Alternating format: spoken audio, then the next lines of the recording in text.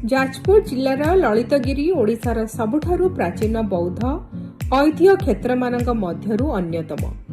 रत्नगिरी और उदयगिरी सह मिसी एहा प्रसिद्ध डायमंड ट्रायंगल र एक अंश भावे परिचित।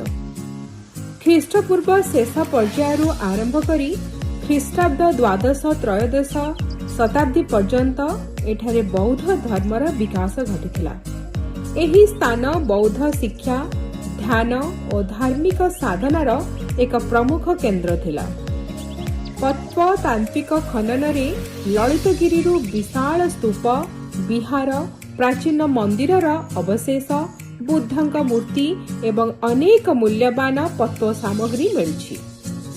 सबुठारु गुरुत्वपूर्ण आविष्कार हेउछि एक पवित्र धातु पात्र, जहारे बुद्धंक पवित्र धातु रहिथिबा विश्वास करा जाय। एही आविष्कार ललितगिरी को अंतर्जातीय स्तर रे विशेष परिचित कराइछि।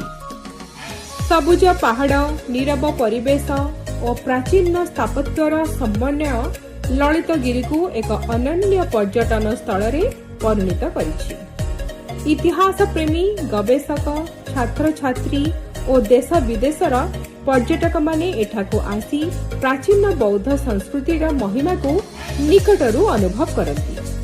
जाजपुर जिलार गौरवमय ऐतिह्य को जानिबा पई ललितगिरी एक अवश्य दर्शनीय स्थान।